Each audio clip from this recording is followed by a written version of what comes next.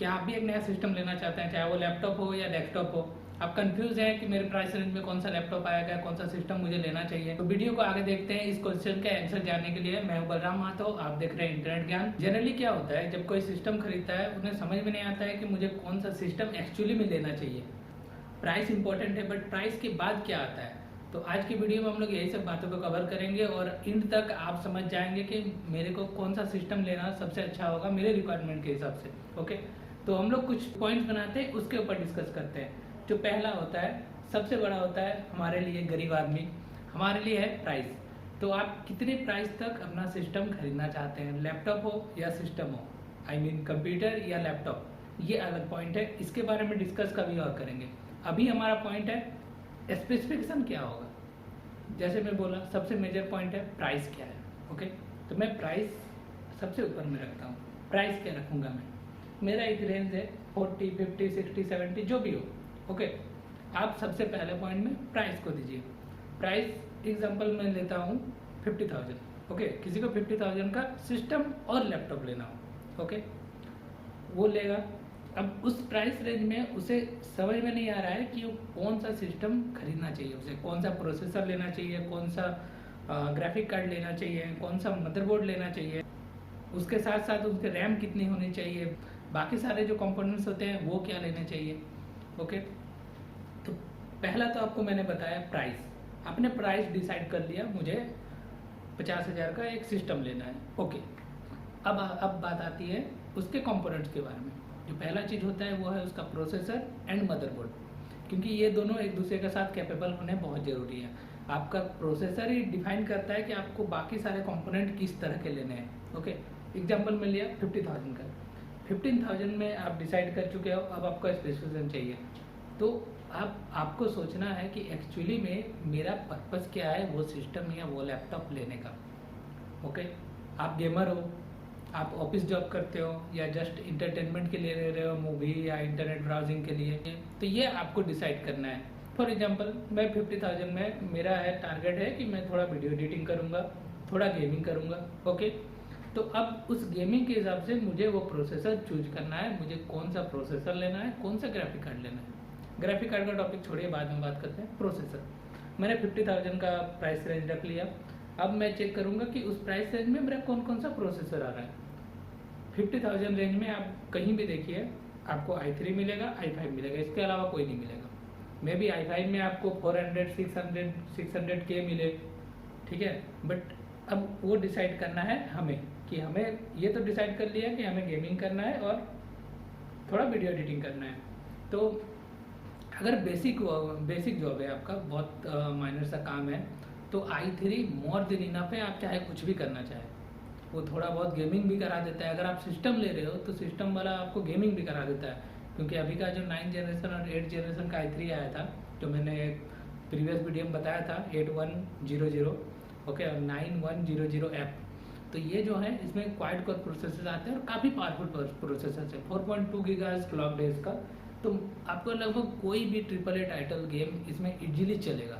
Okay, तो अगर आपको कुछ बेसिक जॉब करना है, एकदम बेसिक सा, आपको ऑफिस जॉब है, एक्सेल आप यूज करते हो, थोड़ा बहुत फोटोशॉप यूज करते हो, या फिर मतलब इंटरनेट ब्राउजिंग यही सब करते हो, तो i3 से ज़्यादा आपको तो जाने की ज़रूरत ही नहीं है। 50,000 तो बहुत हो गया। 50,000 में आपको कभी जाने की ज़रूरत नहीं है अगर आपका बेसिक रिक्वायरमेंट है तो। अगर आप लैपटॉप में भी i3 लेते हो आज के टाइम का, ओके, वो सफिशियंट है फॉर नेक्स्ट 3 ईयर्स। मैं 3 ईयर्स क्यों बोल रहा हूँ, इसमें भी रीज़न है। जनरली मैं बहुत किसी को देखता हूँ, वो एक सिस्टम लेते हैं और 10 साल तक सेम सिस्टम या सेम लैपटॉप को रगड़ते हैं। मैं रगड़ना बोल रहा हूँ, बिकॉज वो डिज़ाइन ही नहीं है नेक्स्ट 10 ईयर्स के लिए। कोई भी सिस्टम, कोई भी प्रोसेसर हर एक साल चेंज हो रहा है, अपग्रेड हो रहा है। ओके, आप आज से 7 साल पहले का सिस्टम अगर अभी चलाते हो, आपको तो परफॉर्मेंस ड्रॉप मिलेगा ही, वो बना ही नहीं है उतने सालों के लिए। ओके, मैंने प्रोसेसर अपने रिक्वायरमेंट के हिसाब से डिसाइड कर लिया। ओके, i5, i3 जो भी हो, मुझे मैंने रखा था कि मुझे गेमिंग करना है, एडिटिंग करना है, तो i5 मेरे लिए अच्छा है। i5 का मुझे कौन सा मॉडल मिलता है वो मुझे देखना पड़ेगा। ओके, मैं 50,000 का अभी तक बिल्ड बनाया नहीं हूँ। जो मैं पहले मैंने प्रोसेसर्स के बारे में बताया था कि आपका जनरेशन, क्लॉक स्पीड एंड आपका कौन सा मॉडल है, वो मॉडल जो हाईएस्ट पॉसिबल हो पाएगा उस प्राइस रेंज में मैं वो लूँगा। ओके, बट वो लूँगा मतलब ऐसा नहीं कि मैं प्रोसेसर सबसे महंगा खरीद लिया, i7 खरीद लिया, बाकी सारे कंपोनेंट एकदम सस्ते सस्ते ले लिए, तो क्या होगा, बोटल नेकिंग। वो वीडियो देखिए, आई बटन पे है। मैं प्रोसेसर चूज कर लिया। ओके, प्रोसेसर के बाद मुझे चूज करना है मदरबोर्ड। अगर आप सिस्टम खरीद रहे हो तो, अगर आप लैपटॉप खरीद रहे हो तो नो डाउट आपका सारा क्लियर हो गया। आप प्राइस वैल्यू सेलेक्ट कर लिए और अपने रिक्वायरमेंट के हिसाब से इधर आप i3 खरीदिए या i5 खरीदिए। अब उसके बाद आपका अलग है कि आपको लुक चाहिए नहीं चाहिए। आपको अगर लैपटॉप में आप थोड़ा अल्ट्रा बुक टाइप का देख रहे हो तो उसमें आपको बैटरी बैकअप देखना होगा, बहुत सारी चीज़ें होंगी, वो अलग है, ठीक है। बट अभी जो है मैं ये सेलेक्ट कर लिया मेरे रिक्वायरमेंट के हिसाब से। तो पहला जो फैक्टर था वो था प्राइस, दूसरा है मेरा रिक्वायरमेंट क्या है। मेरे रिक्वायरमेंट के हिसाब से मैं सेलेक्ट कर लिया। मेरे रिक्वायरमेंट में क्या सेलेक्ट किया, प्रोसेसर। ओके, जो भी आपका हो, i3 हो, i5 हो, i7 हो या फिर राइजन का हो। राइजन भी अच्छा है। अभी जो मैं एग्जांपल i3 का दे रहा था, मैं अभी तक राइजन का डिस्कस नहीं किया हूँ, इसलिए मैं राइजन का एग्जांपल नहीं दे रहा हूँ। बट मेरा कहने का मतलब था कि प्राइस के बाद आप वो प्रोसेसर का मॉडल सेलेक्ट कर लिए, चाहे राइजन हो या फिर आपका इंटेल का हो। प्रोसेसर ले लिया, ओके, उसका कैपेबल मदरबोर्ड। ओके, ये दोनों हो गए। अब आप अगर बेसिक जॉब कर रहे हो, बहुत बेसिक, तो आज का सिस्टम का जो रिक्वायरमेंट है मिनिमम 8 GB का रैम तो होना चाहिए। 4 GB में भी काम चलेगा, बट 8 GB हो तो काफ़ी अच्छा है। और बहुत ज़्यादा एक्सट्रीम है, गेमिंग है, बहुत कुछ, जैसे मैं 50,000 का रेंज बोला, तो मुझे अगर पॉसिबल हो पाएगा तो मैं 50,000 में 16 GB का रैम लूँगा, अगर पॉसिबल हो पाएगा तो। देन मेरा ग्राफिक कार्ड आता है। हार्ड डिस्क SSD में पहले बहुत बार वीडियो में बताया हूँ, हमेशा कोशिश करिए मिनिमम कोई भी SSD खरीदने का। अगर आप, क्योंकि कोई भी SSD खरीदते हैं सबसे घटिया वाला भी, वो भी आपका कोई भी हार्ड डिस्क से बहुत ज़्यादा अच्छा होगा, बहुत ज़्यादा अच्छा। आपको वो डिफरेंस फील होगा। आप i7 खरीद लो और हार्ड डिस्क चलाओ, कभी उसका डिफरेंस आपको पता नहीं चलेगा।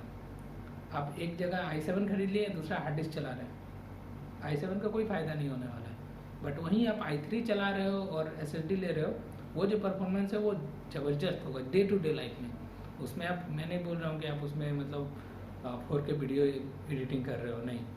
तो आज के वीडियो में हम लोग यही डिस्कस कर रहे थे, प्राइस, देन मेरा जो रिक्वायरमेंट है उसके हिसाब से मैं प्रोसेसर और मॉडल चूज कर लिया। मैक्सिमम टाइम प्रोसेसर चूज करने पे आपका सारा कुछ क्लियर हो जाता है, आपको क्या यूज करना है। ओके, तो आज के वीडियो में इतना ही। मैं इस तरह के वीडियो देखने के लिए मेरे चैनल को सब्सक्राइब कीजिए और अच्छा लगा तो लाइक कीजिए, कमेंट करिए, कोई कन्फ्यूज़न है तो। देखने के लिए थैंक यू।